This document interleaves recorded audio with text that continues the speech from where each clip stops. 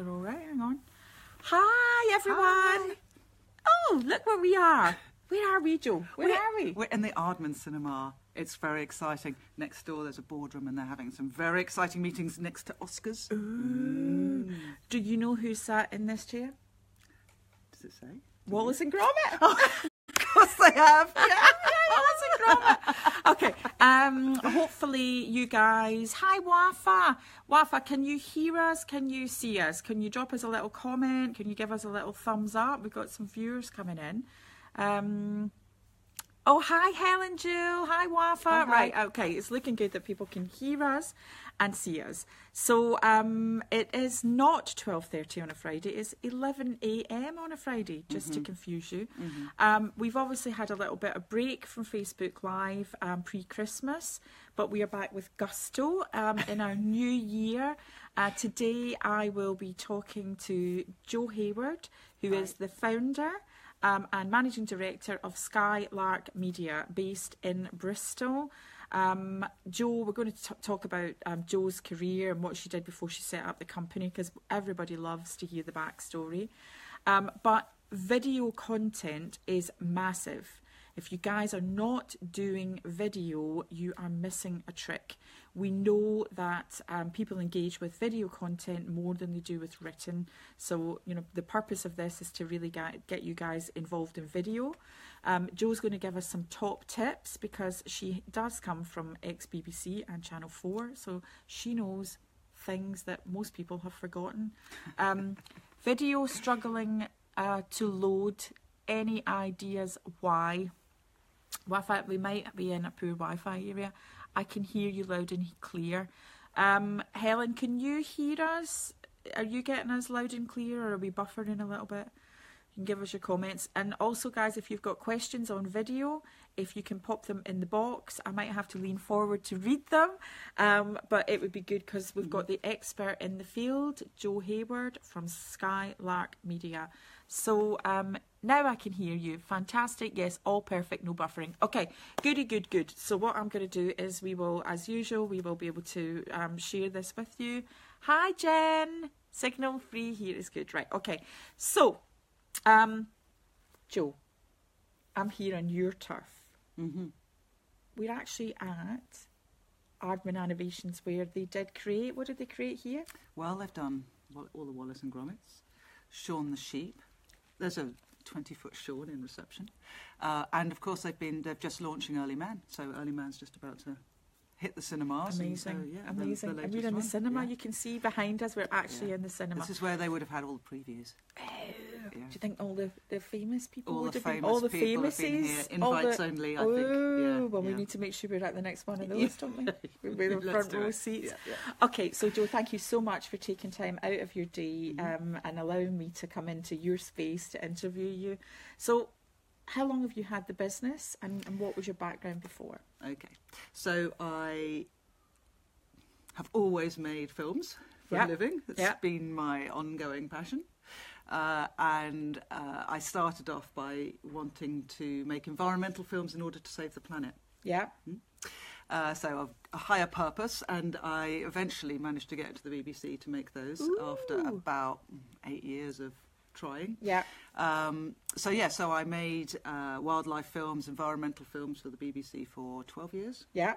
Then I started my little family, moved to Bristol. Then I ended up working in the BBC, running the BBC lifestyle websites, so BBC Food, Homes, Gardening. Nice. Yeah, it was good. Yeah. And then when they moved it all back to London, I decided to stay. Stay in Bristol. Love the Southwest. And then set up Skylark in 2005, quite a small concern, until about 2011, when I started taking on staff.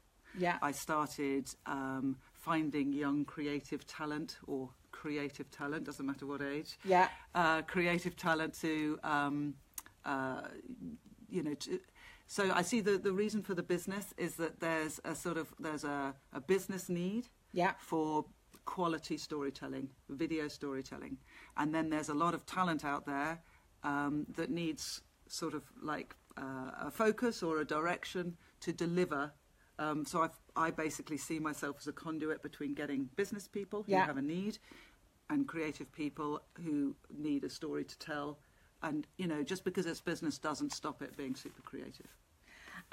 So we talk about storytelling. How important do you think storytelling is in video? So, when it's the nub of it. Okay, I'm getting that, guys. It's the nub of it.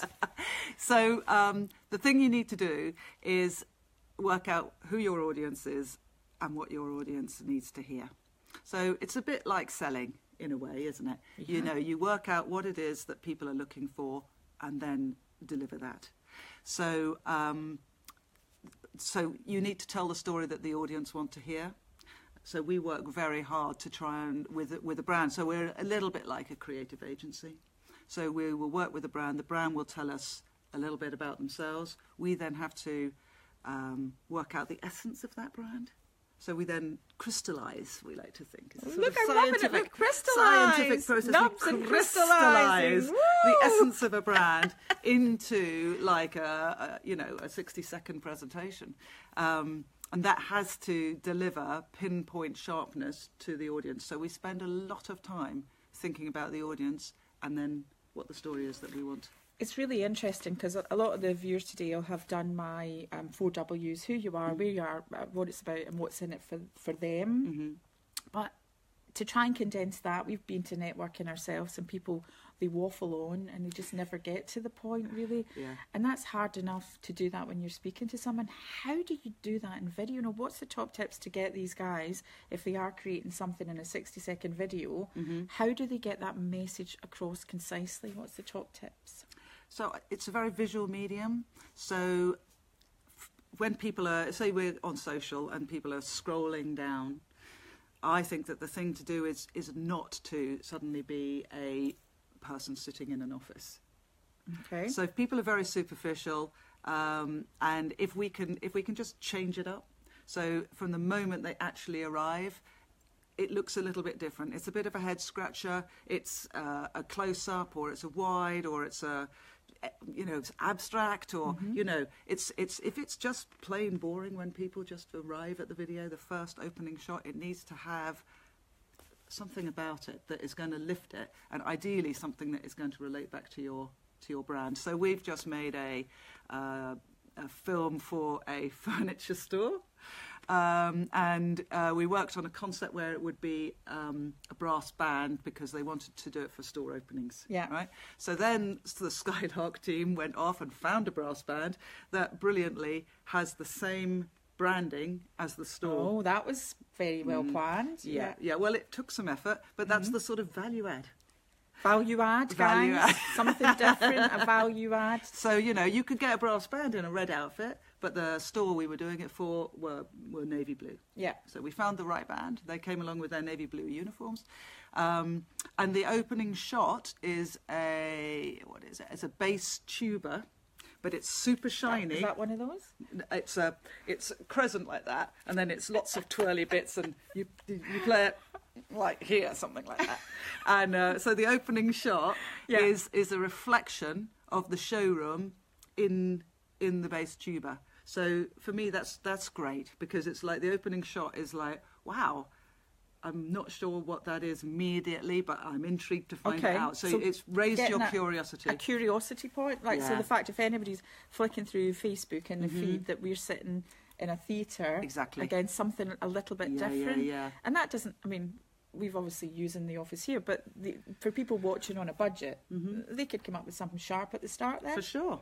Any ideas? Put yourself somewhere. Okay, so when people have testimonials, clients come to us and they're like, "Oh, I'd like a testimonial, but I run an accountancy business," right? So them in themselves are probably not brilliant for visual content. Okay. But they might well have a client who's like runs the fire station, or is a baker, or or a florist, or something visual. Something to start. Yeah, go and stand there. So put yourself in the location that says something about who you are, more so than... So this location says quite a lot about who Skylark is. Yeah. Because we're in the Aardman Cinema, and that's where Skylark hang out. Yeah. And I wasn't prepared to do any vlogs or any Facebook Live or anything like that with a poor quality location. It had to look nice, because that's the kind of company we are. Yeah. So, you know, the same. Think about who you are and what you see. What is the subliminal message that you're giving out from the moment you turn the camera on? So, for example, we've got Wafa Powell, who we know is in the house. Hi, Wafa. So, Wafa does Lebanese cookery school and belly dancing. Wow. So, what would her opening shot be? I would either go for those lovely shimmery, shimmery things that would catch the light and a nice light. Yeah, but so without nothing Wafa in it. So just like maybe the jingly in it. Okay. Or something, or lace that around the food. I mean, the food is also very attractive. Everyone. Big close up of something dripping on, so it's visual. Oh, good something idea. eye candy. Well, now you make me hungry. Sorry. So again, and we look. Obviously, we're here today and we're filming on my iPhone, but we've just done some vlog for you and we've had all the fancy cameras. You know, for the people on a budget, how important, what can they use to film? Yeah, I don't see any problem with just doing it on an iPhone. Yeah. For me, the concept and just, you know, understanding what it is, what you know, like you're always beautifully turned out and you have a pink thing going. Thank you, Jo. Yeah, so there is consistency in the brand message. Okay, so again, for that, I think that's one of the things that comes across in marketing, isn't it? Really keeping the message consistent. So if we say like a 60-second is quite good, what about subtitles? How important do you think subtitles are now? I think if it's going on social, that is important. Okay. Because, and you can automate it, really. Yeah. You can. If you don't want it to look too beautiful. Okay. If it's going on social and you're expecting somebody to be going down the post and they've not necessarily got their headphones in. Yeah. I would put some subtitles on. In there. Yeah. And what about, we've just done a vlog for you and we had the closeout titles with a call to action. How important do you feel a call to action is in their videos? Yeah, I think the audience should know why they're watching it. Yeah. You know, so it's like, okay, so I've watched it, I've enjoyed it. You know, what should I do now? Otherwise, you know, we've taken some time to do this. We're expensive ladies. Yeah. And if you don't put a call to action in the end of it, then, you know, what's the point? So for those of you who don't know what a call to action is, it's a marketing terminology that will encourage people to take action. So contact me now, visit the website now, call, you know, something, because people do put a lot of content together, but they don't engage at the end, and people watch and go, that was great, but they don't take further action. And again, it is a subliminal messaging that, again, by saying it out loud and asking people to do it, they're more likely to do it. So I think, again, for those of you who don't do that, that's something else to consider. And so one of my questions is, we realise that video, engagement with video is growing all the time. Things like Facebook Live, you know, the work you do, you've got some amazing videos. The reason, you know, part of the reason we're sitting here today is I'm looking to do more work internationally, more public speaking, and without a good showreel, good quality, well edited, making me look gorgeous and beautiful, that we'll have to work hard at that Gorgeous one. And beautiful. Gorgeous and beautiful. Yeah. And confident. And again, I think it's getting that messaging across. You know, how important is it that you have that done professionally rather than on your iPhone? So it is uncomfortable speaking on camera. I think it's more uncomfortable for a professional because they understand the edit process and everything that's going to happen after this. But yes, we work very hard to put people at ease. We often use props so that people are talking about something, to take them slightly, so that, because mostly if you put a camera on, everybody behaves immediately, and if you're in an office situation, everybody really super behaves and very smart. And actually what you want for a company is to show what fun they are, and show them in a more light-hearted arena. Yeah. So, yeah, we do have to create scenarios. We have to ask people to, you know, to pretend to walk across the office and pass a file to somebody. So, yeah, I'm not sure I'm totally answering your question, but it is hard to deliver to camera. And that's why, you know, as a professional team, we know how to interview. Yeah.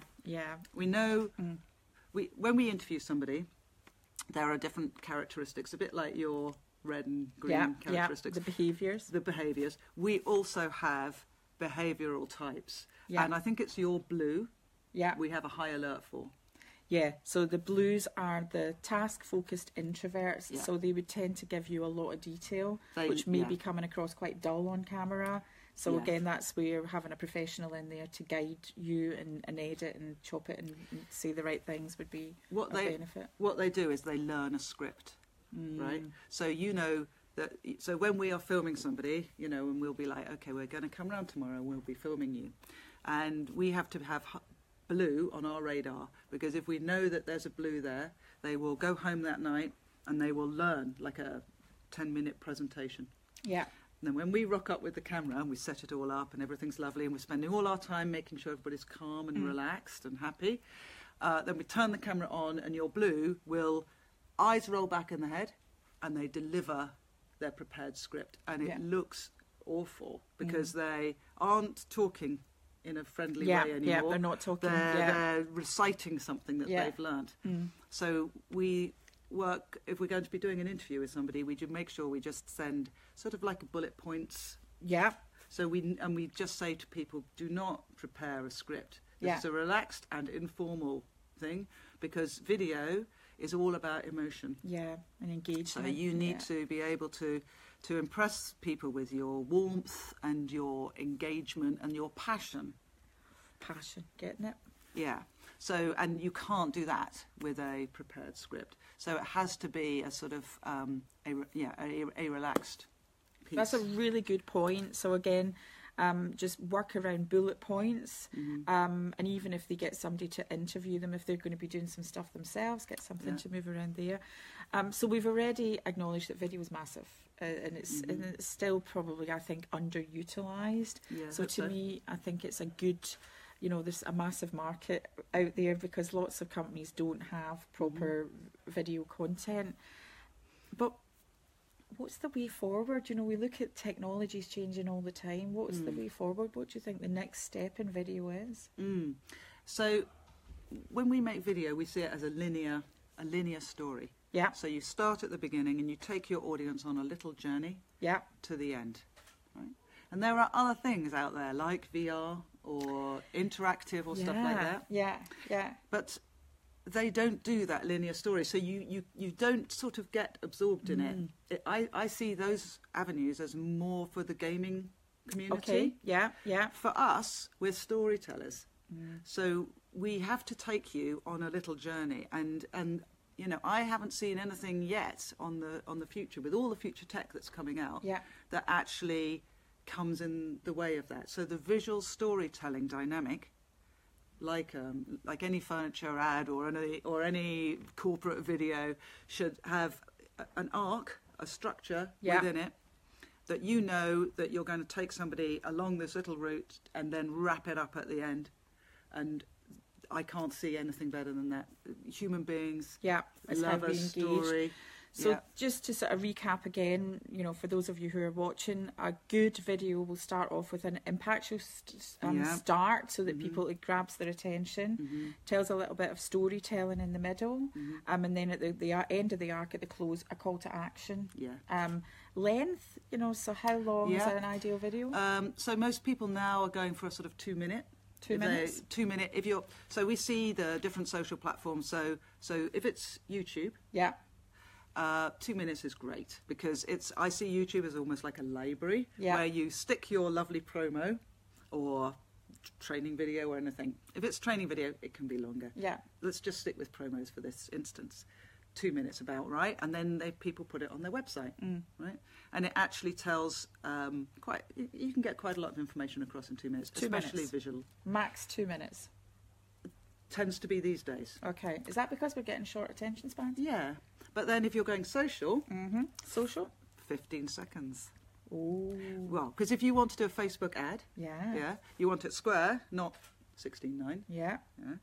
And 15 seconds is the maximum that Facebook will allow. Really interesting. We were over in Facebook. Kai and I went to Dublin last year looking at Facebook ads, and again that was the top tip from Facebook themselves when we were there, and again really impactful. We did some in our Facebook ads that made a big difference. So yeah. Have we got some questions? VR is definitely the future, though I've missed it. Sorry, Karen, I missed that question. If I do live stream on Facebook page, is there a way of recording it so I can put it in my Facebook group?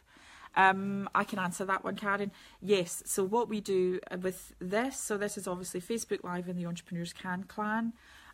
Kaya will edit some of the content from this. We then put it on our YouTube, so we will have it on our YouTube channel as a link. And then what we will do at the end of this, we then take the audio from Jo, we then put it in as written content, and then we've got it as a blog, which we'll send out to our database, and also we can put it all over our social. It goes on LinkedIn, it goes everywhere. So it's all about repurposing, and I think that's one of the things, in my opinion, that video does really well, because it can be repurposed everywhere. So we do if we film with somebody for a day, then we'll, for a promo, say, then we will, in the edit, make however many, 12, 24, 15-second for social media. Yeah. So we're, whenever we're there, we're trying to make absolute maximum advantage of what we're doing. But how do I save it to put it in my group? We film it in the group, so rather than putting it on your business page, because the business pages with Facebook, they're not trying to stop them, they still encourage, but they are more around community. So if I were you, I would do it in your group, and then take it and put it on take the YouTube link and put it on your business page. Hopefully that makes sense, but do it into the group first of all. Okay. Jo, it has been an absolute pleasure to have you. Thank you so much. We, again, completely recommend Skylark Media. Not only are they efficient, professional, but actually, you know what? They're jolly nice to work with. So if you have got any video requirements, definitely Skylark, we will be sending this out. Do you have another question? How much has technology changed the corporate video? Is the consumer tech changing how you work as a business? Well done, John. Yeah, nice one, John. I'd say because what was an impediment to us was the fact that streaming wasn't fast enough, and that was quite aggravating when I could see that there was definitely a business marketplace out there, and yet it was still sort of like a bit of a niche activity to have a corporate video, and the only way for people to see it would be like on the big screen at the conference. And now the things have really taken off, because it's so much easier to get video on your mobile device. You can just check out a video quickly wherever you are these days, and it's just changed the marketplace completely. I think it's changed business on the whole. You look at now, when you go to an area and you haven't got 3 or 4G on your phone and you can't get Wi-Fi, it's like the world is coming to an end. And again, I do think, with social media, everybody now, it's an instantaneous. So I think the days of the long-winded corporate videos are just... It's dated, really, isn't it? I go back to when I worked in corporate, and it's like, oh, here we go again. Now, absolutely. I think, even look, it's interesting. Business as a whole, I think, is becoming a bit quicker, funkier, chunkier. And we work in like the office group, or we work in Desk Lodge in Bristol, and it's so cool and trendy. And you look at companies like Regis, who would have potentially have had a corporate video, like really textbook people in suits, whereas now, again, because office environments have changed, the way the videos shoot and the angles, I think that's the other thing. I seeing a lot of the funky angles that come in, and the widescreen and the drone, and to me, video is really exciting. It's an exciting you have to place keep up. To be at. We spend a lot of time checking out what's going on in the the consciousness of what's at the cutting edge, to make sure that you have to keep up with the trends. But exactly as you say, the colour, the style of shots, the editing technique, the speed of the edit. I mean, it is a rapidly changing environment.